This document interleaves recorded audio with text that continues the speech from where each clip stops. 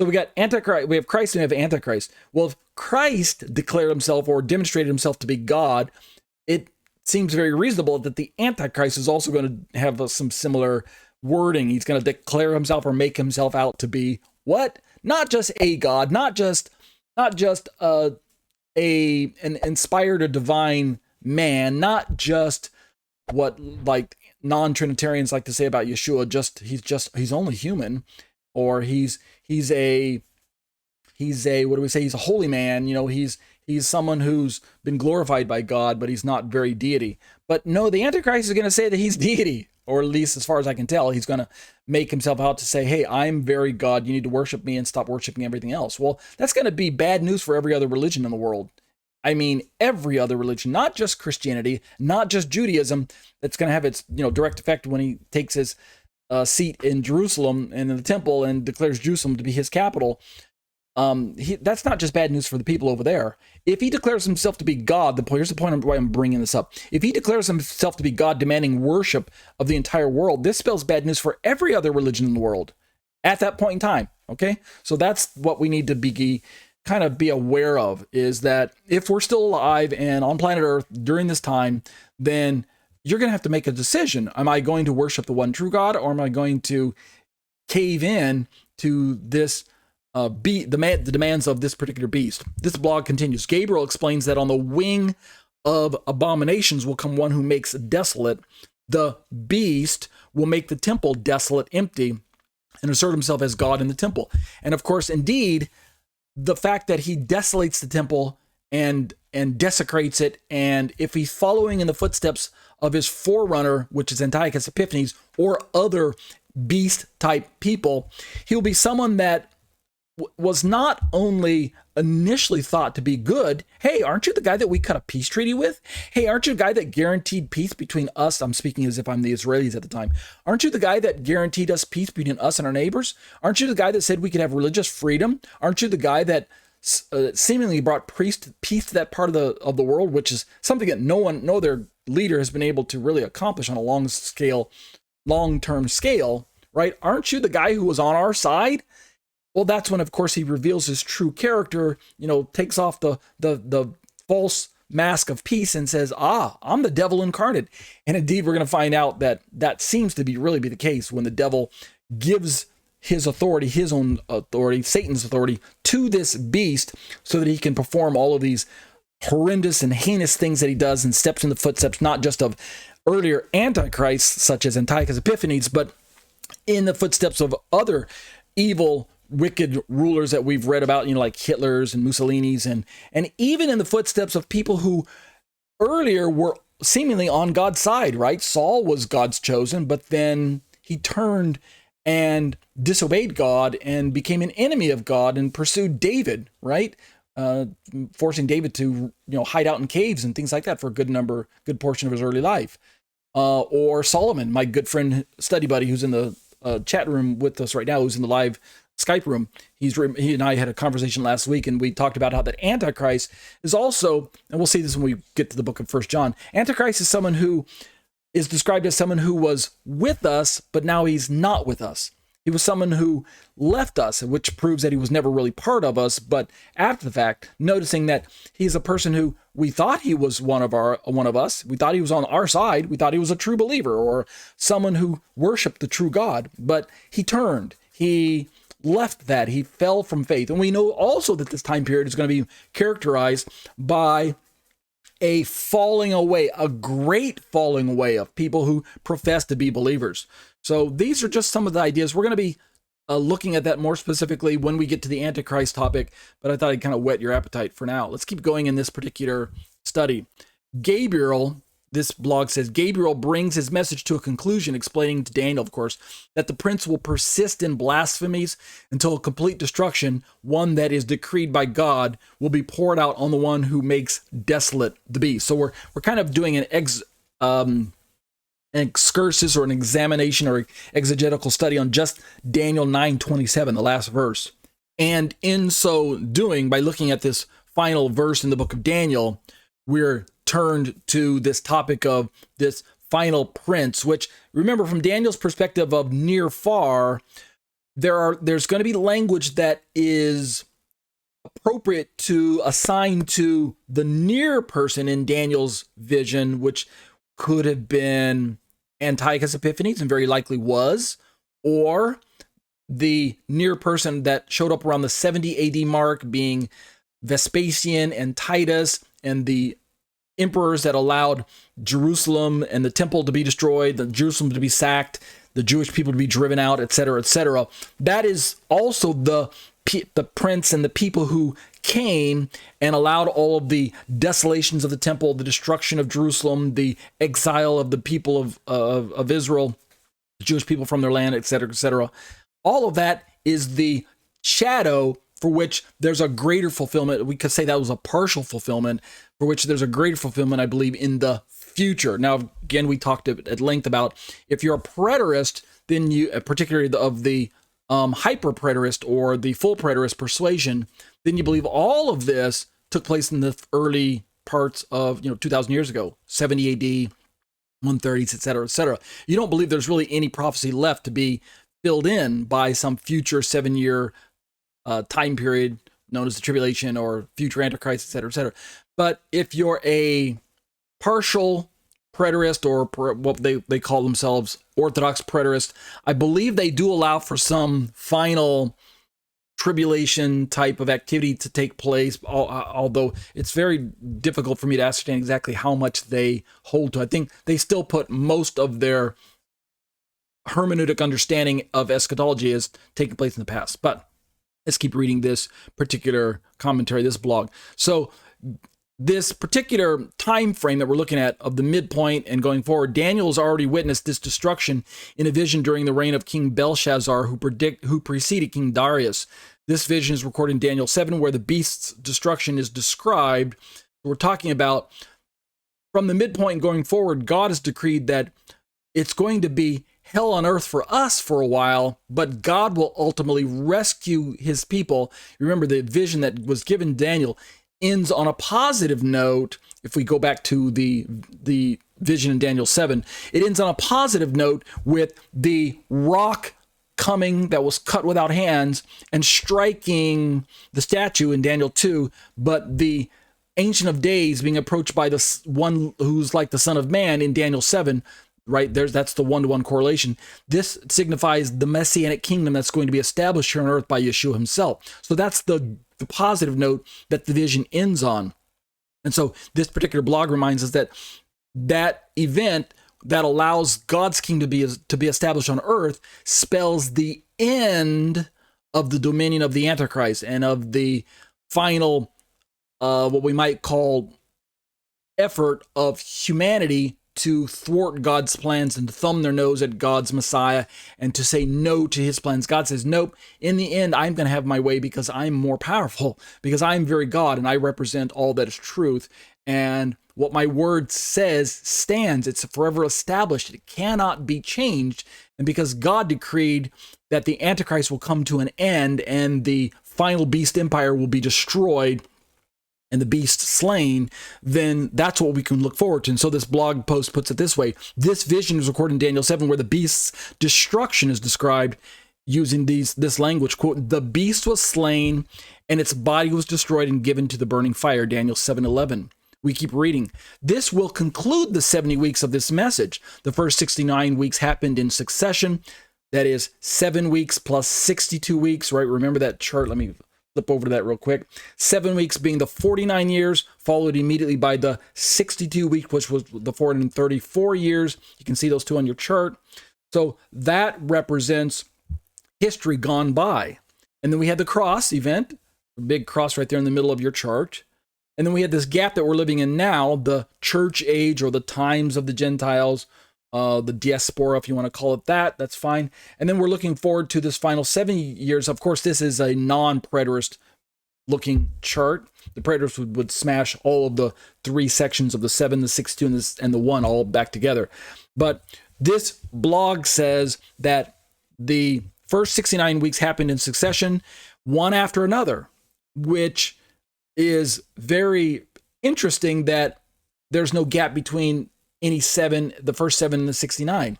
They all worked one right after another, no gap or anything. But notice this chart also, this blog post mentions, but the last week, the 7 years, has yet to happen. So we're talking about a gap. They describe it as a clock being on pause. I know some people who don't like talking about the fact that there is a gap, or they disagree with the perspective that there's a gap.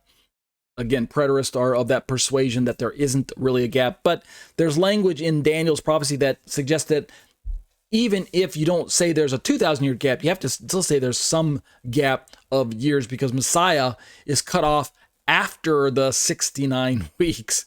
So there has to be a gap there. It's afterwards. And then, of course, the destruction of the temple and the plowing under of Jerusalem also take place after the 69 weeks.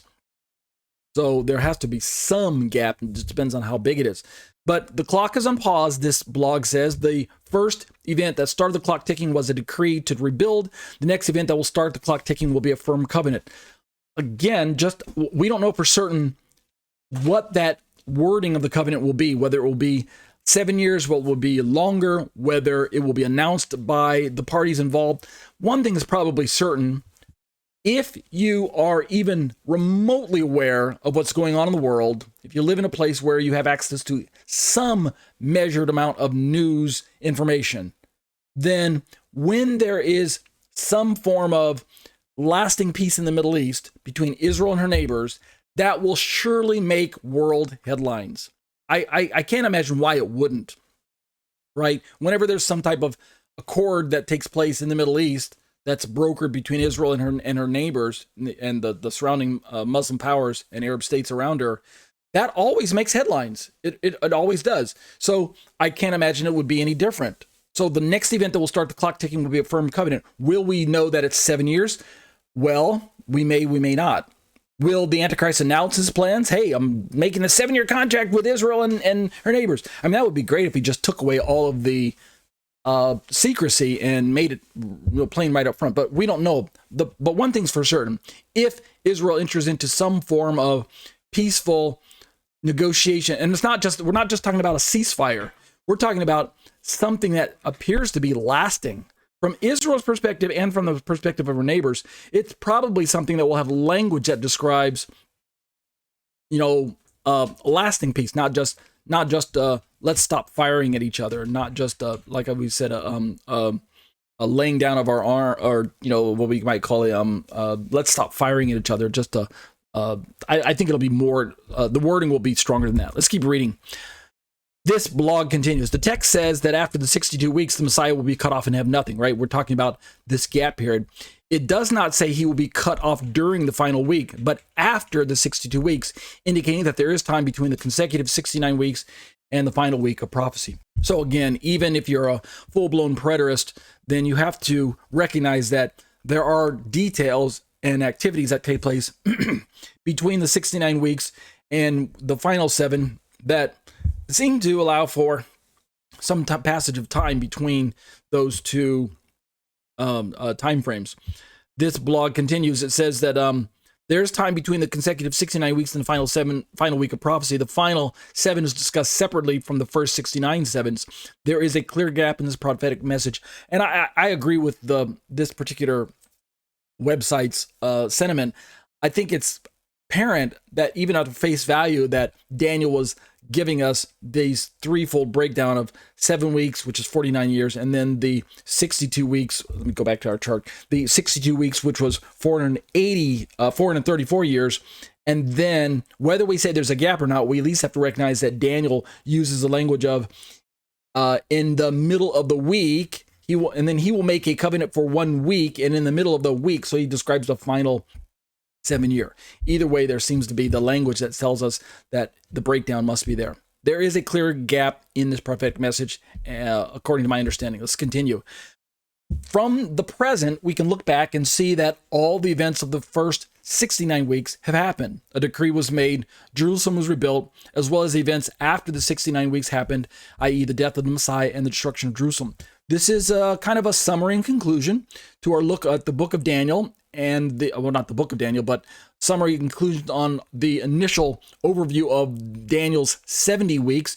And we're now drawing our summary and conclusions about the final 70th week in our particular study. This blog says, but the final 7 years is reserved for the future. It contains the final abominations, rebellions, and wicked rulers on earth before God restores his creation fully. They continue. When the last week is finished, the promises in verse 24 will come to pass. Remember those promises? Let me just bring up a look at those promises real quick, just to remind you. I had this pulled up earlier, but it's in verse 24 of Daniel. Let's blow that up. Remember, these are the promises that God gave to Daniel. 70 weeks have been decreed for your people and your holy city. Look at these 6 things. To finish the transgression, that's 1. To make an end of sin, that's 2. To make atonement for iniquity, that's 3. To bring in everlasting righteousness, that's 4. To seal up vision and prophecy, that's 5. And to anoint the most holy place, that's 6. Of course, there are different ways to interpret these 6. We could say that the last one, for instance, is to anoint the most holy person, since literally it just says to anoint the most holy in the Hebrew, the Kadosh Kadashim. But either way you look at it, God promised through Daniel, through the prophecies given to Daniel, that God would make these things come to pass. And of course, God is going to keep his word, and God's going to make these things come to pass using his chosen servant, Messiah, Yeshua. Yeshua is the only one who can bring all of these things to pass. And indeed, we could say that the first 3 were brought to some form of partial completion at the death of Messiah, but a full completion in the spiritual sense, right? Finish the transgression. Yeshua brought the fullness of payment for transgressions and sins against God by dying on the cross. To make an end of sin, Yeshua brought the final death blow to sin by dying and being resurrected and being seated at the right hand of his Father. Sin has now been defeated because of the work on the cross. And to make atonement for iniquity, that is the purpose of Yeshua bringing his blood before the altar of God in heaven, to make atonement for the iniquity and the sins, not of himself, but for the sins of all humanity, or those who would call upon his name as Lord and Master and Savior. But notice the final 3, to bring in everlasting righteousness, to seal up vision and prophecy, and to anoint the most holy. Those things have yet to have a final future fulfillment. So let's go back to this blog.